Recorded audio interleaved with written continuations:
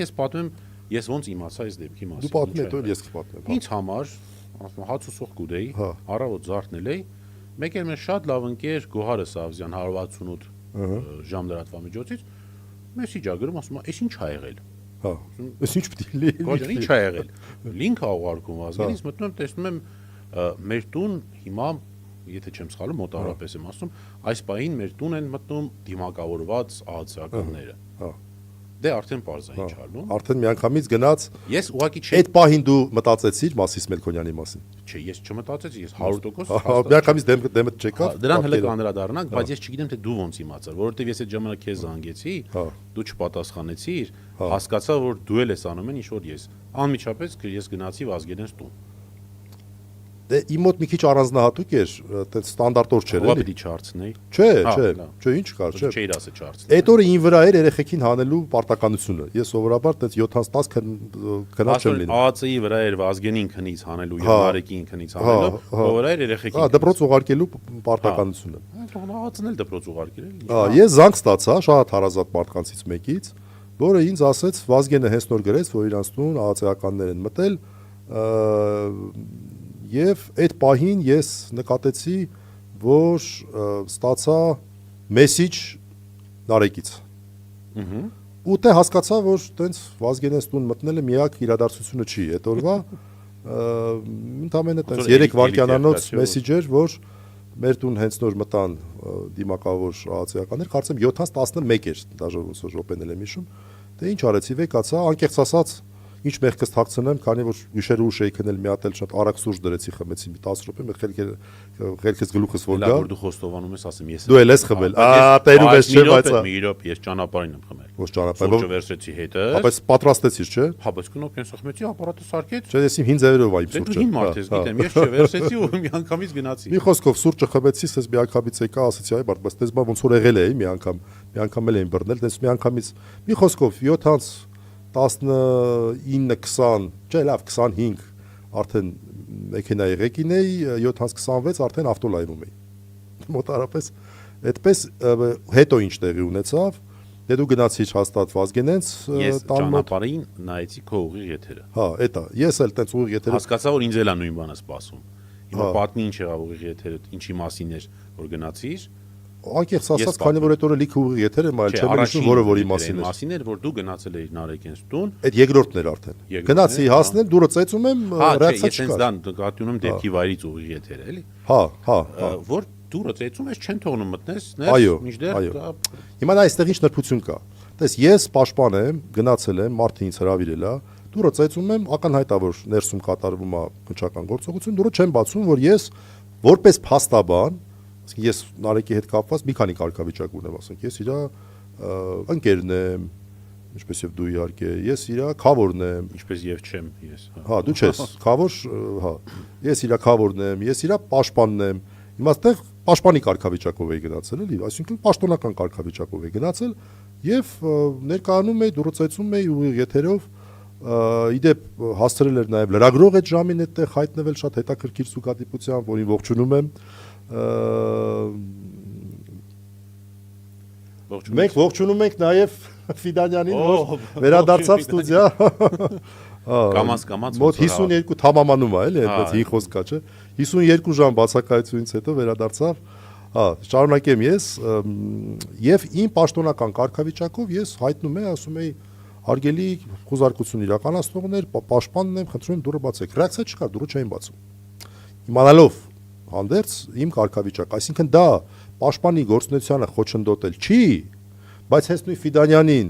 որը որ ըստ քնչականի ինչ որ ժամանակ դուրը չի բացել, դա համարվում է արդարադատության իրականացմանը խոչընդոտել։ Բայց տենց էլ անարդար աշխարհ կլինի։ Նույնը ինձ էր սպասվում, բայց իմ հանդեպ մի քիչ ավելի բարի էին։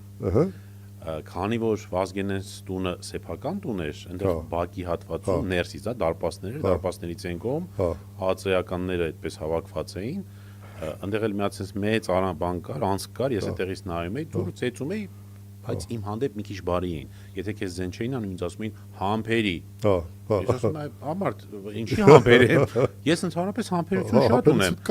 Բայց հիմա ստեղ իմ համբերելու տեղը չի, ստեղ իմ ներս մի խոսքով մինչև վերջ այդպես էլ չթողեցին ներս։ Դե ես էլ համբերեցի, վերջում Հարգանքով վերաբերվեցի։ Հարգանքով վերաբերվեցի համբերելու հանձնարարական։ Դրանից հետո, երբ որ ավարտեցին տներում խոզարկությունը, ինչքան որ ես եմ հիշում, եկան այստեղ։ Ես դրա անունը դրել եմ 16 ժամ։ 16 ժամ տևեց մինչև առաջի պահից, հա, այդ երկրորդ քաղաքական հետապնդման առաջի պահից մինչև երկրորդ դատավճիռ, այսինքն երկրորդ եւ վերջին դատավճիռի շղկացնելը, մուրճելը, այդ բառը օգտագործենք, 16 ժամ տևեց, հա, հիմա տենց առաջի ժամվա կեսերն ենք։ Ես պատմեմ, թե ոնց եղավ։ Մեկ էլ դուրը բացվեց, երկար չեմ սպասել դե պետք է ասեմ, էլ հիմա մարդկանց վրա շարժ չեն կանելու։ Մի երևի 10-15 րոպե ոչ ավել։ 15 րոպե հետո դուրը բացվեց եւ տոնական քայլքով դուրս եկան դիմակավորված Իշեցի այդ տոնական քայլքը, հա, ես էլ էի դա սպասել, ես ագին սպասեցի, հա։ Հա, ներողություն, որովհետև տունը մեծ էր, սեփական էր, այնտեղ նկուղային հարկ կար, այնտեղ մի հատ շատ հետաքրքիր պատմություն կար, այնտեղ մի հատ դուռ կար գետնի վրա պատվալային, որը տենց մի 20 տարի։ Եվ մոռացել են որ տես դուռ կար, չէ։ 20 տարի չէր բացվել, շնորհակալություն, տղերքը բացեցին, հագին չարչարվեցին, կաներես որ ընդհատեցին։ Չէ, ոչինչ, ուրեմն տոնական քայլքով դուրս եկան։ Հիմա ես ուզում եմ հասկանալ լավ էս մարդկանց ինչի համար են բռնել, ու երբ որ հարցրեցի քննիչն ասեց դիմեք քնչականի լրատվական, հարցրեցի Սամսոնյանը հարցից պատասխանեց, ասեց խուլիգանության երկրորդ մաս, ու այդ պահին դուք պետքա տեսնեք այդ մեր բաները էլի, այդ չգիտեմ դա այդ սարկաստիկ հայացքելի որ այս ինչա կատարվում է նորից հավատում հա էլի որ ահավոր խնդալու է այդ բանը ասում նոր եք գրվել հա էլի այդ յանի ինչ լրիվ նույն պատմությունը տենց մենք իմացանք հոդվածը արդեն པարզ էր ամեն ինչ այսինքն մի անգամ էս փուլը անցնելուց դատավճիռ ունենալուց ճիշտ է դատավճիռը բողոքարկման փուլում է բայց ամեն դեպքում դատավճիռ կա մարդիկ նորից եթերային ընդ որում մի հատ շատ կարևոր բան ասենք նենց էլ չի էլի որ այտենց հայհոյանք ենք ասում մեկ էլ որոշեցին եմ ասում հացուսող էին ուտում որոշեցին հայհոյել շատ կարևոր կտոր է ու անընդհատ հիշեցնենք որ այդ եթերը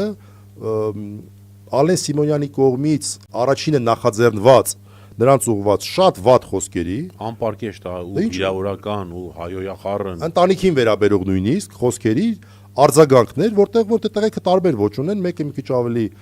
խիստ մյուսը մի քիչ ավելի մեմ օրինակ ասենք Նարեկի պարագայում մի բառ էր ասենք շատ կներեք ուրեմն 18+ չնայեք ոչ մեկը այդ բառը ասելու համար մարդը այս պահին նստած արմավիրի բերդում ով որ առողջական խնդիր ունի սրտի հետ կապված եւ այլն անջատեք հիմա եթերը պատրաստվում եմ ասել դրները փակեք ուրեմն իմացեք թե ինչի համար կա այս պահին Հայաստանում մարդ նստած հետույք բայց արի բան արա չէ մենակ հետույքը հետեկեք մենակ հետույքը չի հա ուրիշ բառ չկա այդ մարդու մասով մենակ այդ ասում ուրիշ բառ չկա մարդն ով է Նարեկի մասն ես ասում դե հիմա կարևոր չի մի հոգի մարդ կա դե պարզ է Նարեկի մասն եմ ասում հա բայց արի նաև ասենք որ այնտեղ օրինակ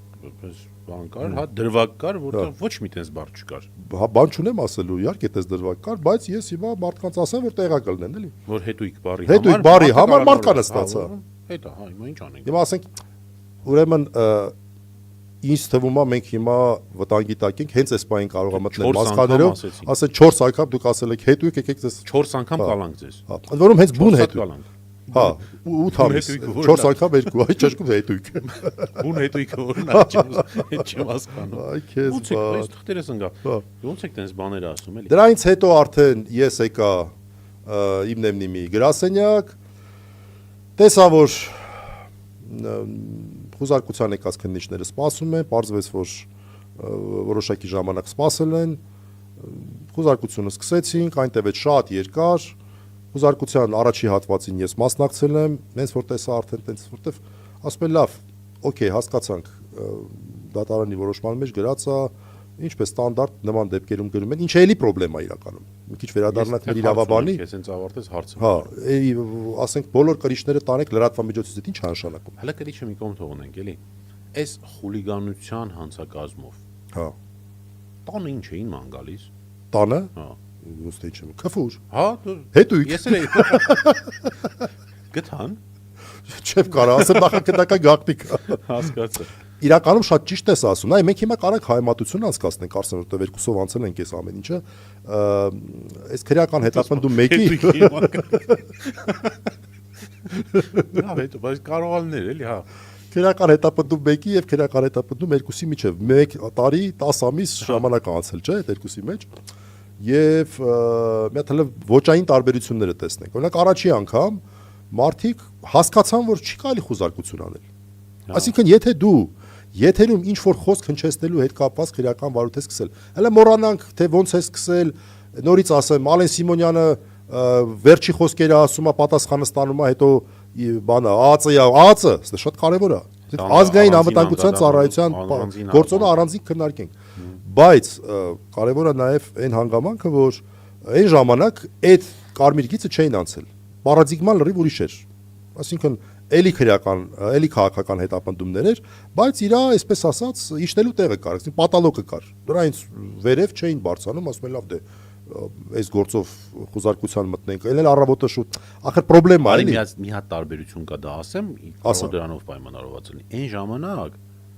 Արտյոմ Սերոփյանն էր հաղորդումը տվել, տենց էր Արտյոմ Սերոփյանը։ Հիմա Ալեն Սիմոնյանն է հաղորդումը։ Չէի մտածել։ Իսկ մեզ փորձը քիչ։ Արի ողջունենք Արտյոմ Ինչանին։ Սերոփյանին։ Արտյոմ Սերոփյանը։ Կարա դառնա ազգային ժողովի նախագահ։ Չէ, ինքը չի կարա դառնա ազգային ժողովի նախագահ։ Ալենը կարա դառնա ոստիկանության կապիտան։ Ոստիկանության կապիտան կարա հաստատ դառնա։ Արտյոմին ողջունում ենք, Արտյոմ ջան, քո նախաձեռնած քրեական հետապնդումից մենք գոհ ենք ապեր։ Մենք գոհ ենք ապեր։ Շատ լավ է։ Հա մտած այն Ալենի նախաձեռնածից նորմալ ցիվիլ քրեական հետապնդում է։ Բայց դու կարդացել ես, չէ՞, դա հաղորդումը Ալենի գրած։ Չէ, չենք հրապարակելու, բայց կարդացել։ Ոչ թե չեք հրապարակել։ Իրանք են հրապարակել։ Հայ իրանք հրապարակել։ Այն Արտյոմը նորմալ հաղորդում է։ Այ Ալեն։ Այ իրավաբան է, իբր թե։ Ասում են ինձ վիրավորել են։ Ասում ու սպառնացել։ Ու սպառնացել են։ Անպարկեշտ արտադրություն, բա թե խուլիգանություն։ Ինչ է սպառնացել։ Կարող սպառնացել են թիկնապահներ ուղարկեն ձեռերը բռնեն թքեն երեսի, կամ չգիտեմ ինչ են սպառնացել, էլի։ Որտե՞ղ է այդտեղ սպառնալիք տեսել, Ալեն։ Չէ, լուրջ եմ ասում, էլի։ Որտե՞ղ է այդտեղ սպառնալիք տեսել։ Շշպելու բան, էլի։ Ընդ որում անընդհատ պիտի այս մասին էլի երևի հիշենք, որ այս իշխանությունը անդադար նաև քննչական մարմինների միջոցով տղերքին մեղադրում է սեռական բնույթի հայհոյանքներ հնչեցնում։ Նման բան չի եղել երբեք։ Երբեք չի եղել սեռական բնույթի հայհոյանք, բայց լավ է թողնենք մի կողմ, իսկ տղեկից մարդիկ են եղել նաև որ ընդհանրապես հայհոյանք չեն տվել, դա էլ ասենք։ Մի չափազանց։ Մի չափազանց։